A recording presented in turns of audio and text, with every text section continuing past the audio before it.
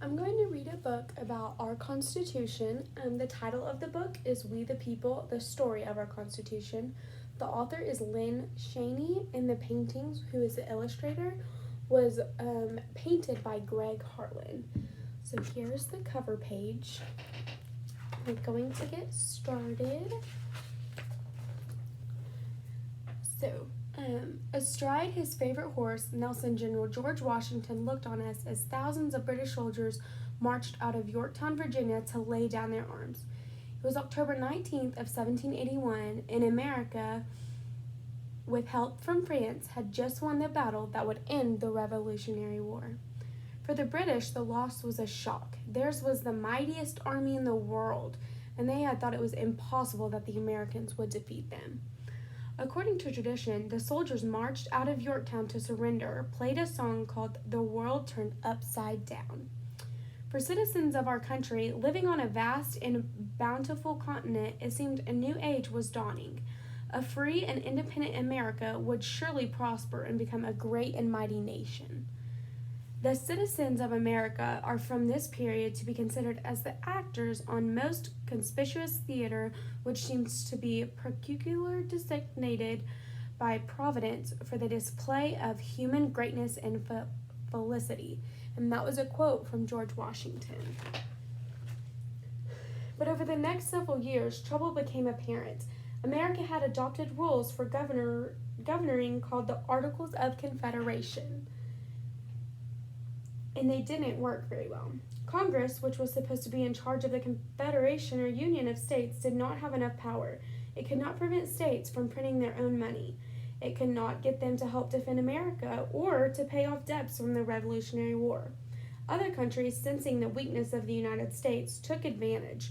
The British refused to move out of the military posts they were supposed to give up after the Revolutionary War.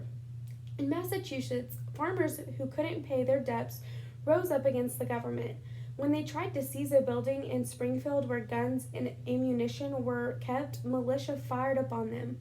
Americans were killing Americans.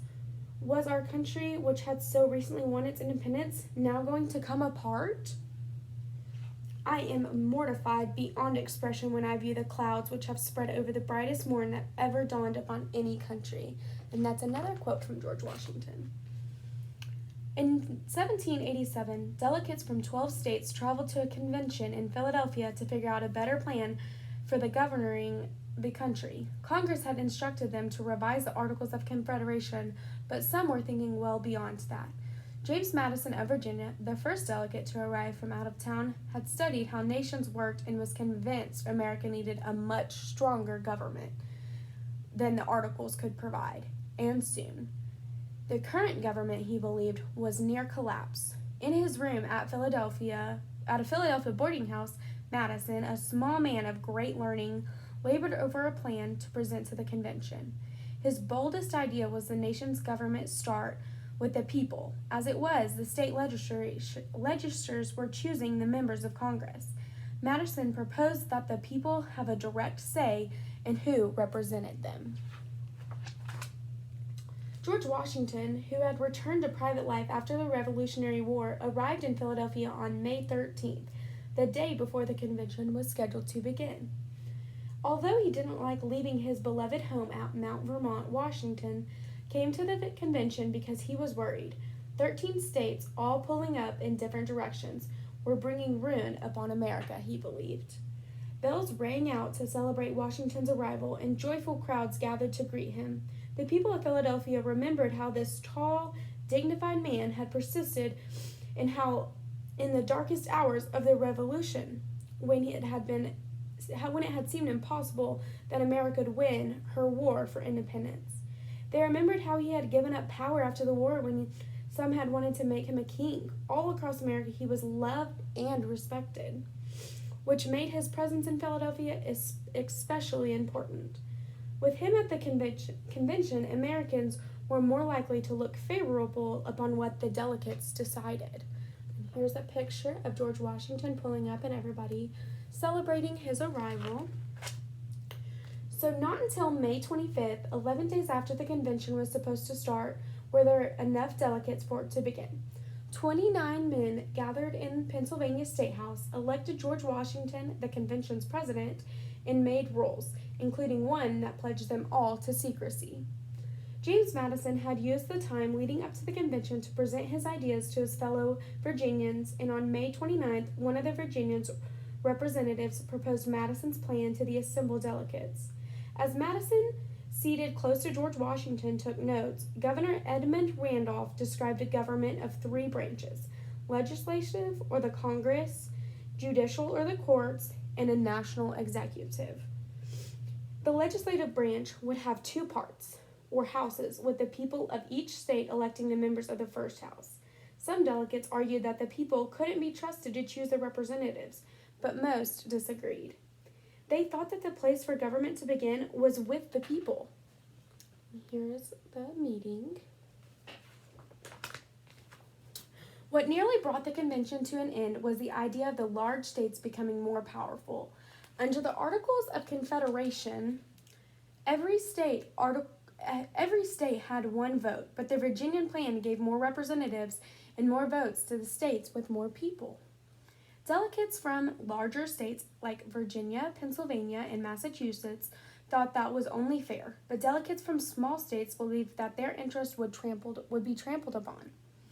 William Person of New Jersey scolded the delegates for going so far beyond the Articles of Confederation. Presenting a plan that preserved equality in voting, it was rejected, but the small states would not give up, and delegates continued to argue bitterly. Here's them arguing because the smaller states wanted a say too. The oldest delegate was inventor and statesman Benjamin Franklin. At 81, he had trouble walking and was carried in a sedan chair from his home to the convention. Franklin commanded great response, but not even he could get the quarreling delegates to put their anger aside. Through most of June, they fought, their tempers made worse by hot weather. It was sweltering as Roger Sherman of Connecticut proposed that in one house of the legislature, states be represented according to the size, and in the other, the Senate, each state have an equal number of votes. But the idea went nowhere. Larger states were not willing to give up anything to the smaller ones. Dr. Franklin suggested that the delegates send for a chaplain to lead them in prayer. The leaders of the revolution had sought God's help, he said, and so should those who were trying to build a new nation. And then one of the quotes from Benjamin Franklin was, "How has it happened that we have not hitherto once thought of humbly applying to the Father of lights to illuminate our understandings?" So Benjamin Franklin. The delegates did not send for a chaplain, but as the 4th of July neared, they did stop arguing long enough to appoint a committee to seek a way out of their difficulties. Acting on a suggestion by Dr. Franklin, the committee crafted what became known as the Great Compromise. It made Mr. Sherman's proposal more appealing to larger states by having all legislation concerning money begin in the first house of the legislature, where big states had more power.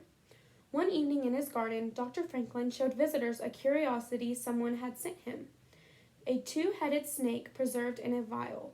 Such a creature made the point, he said. The compromise was often crucial to progress.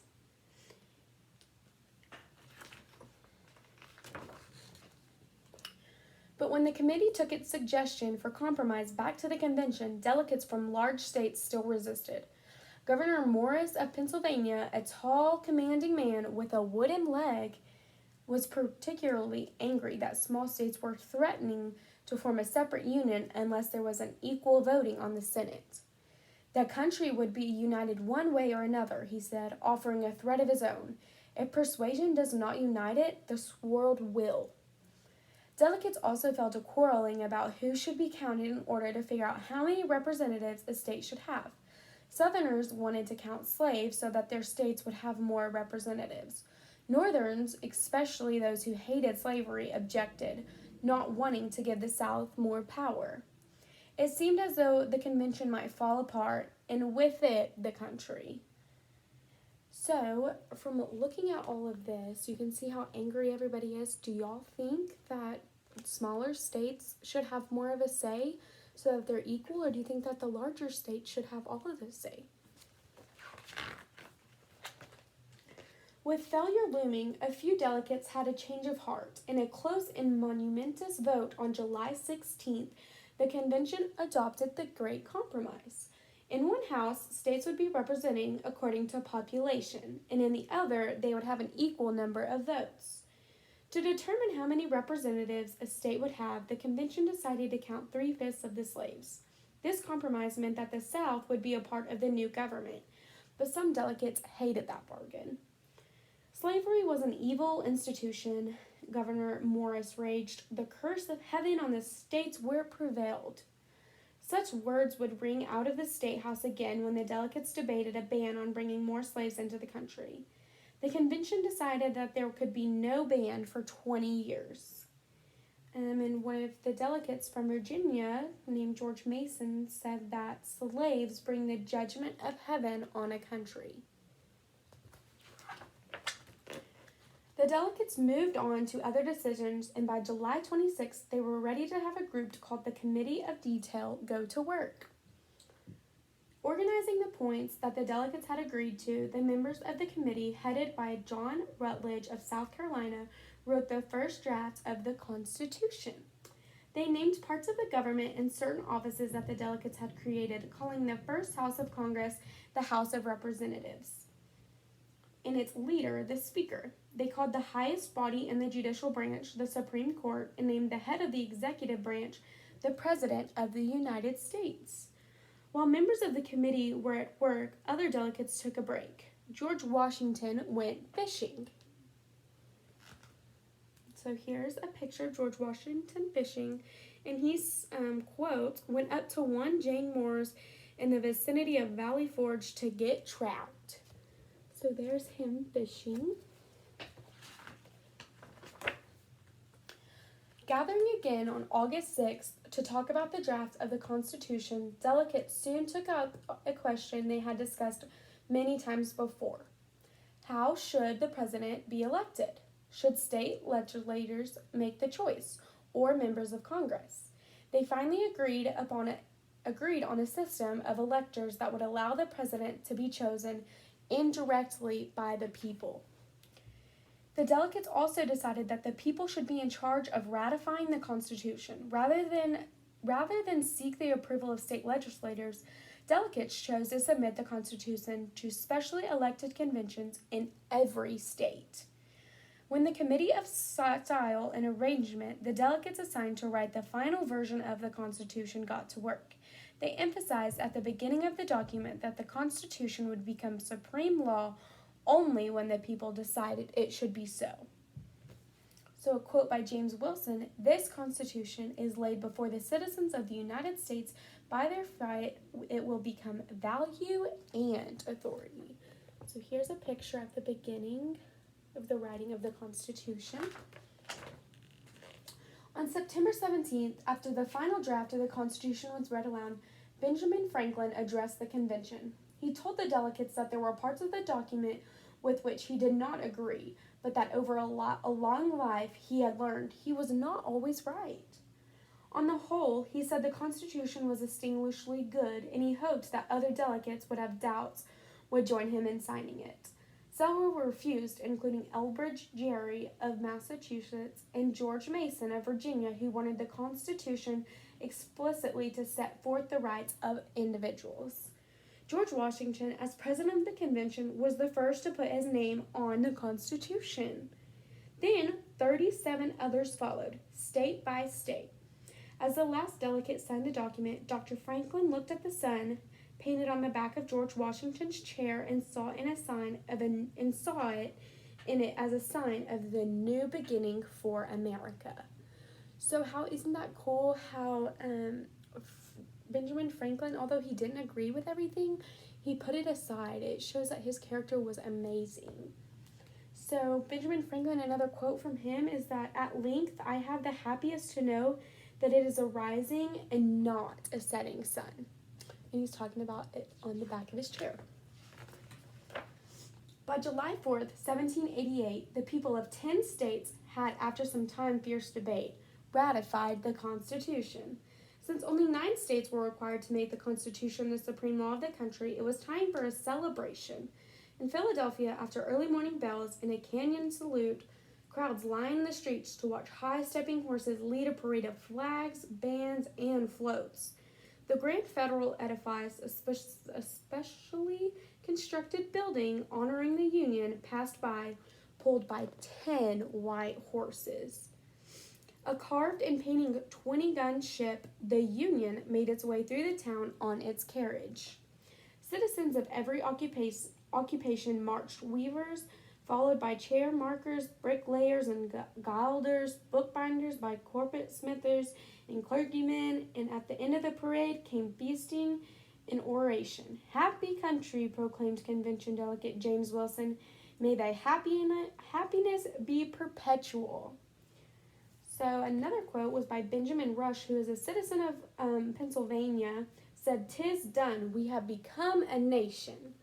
So here's the parade and them celebrating the Constitution being official. And so that's the end of the book. So it just goes through and explains how the Constitution became a thing, and at the end it shows that everybody was so excited that it was there, and they celebrated with a parade, and it's so fun.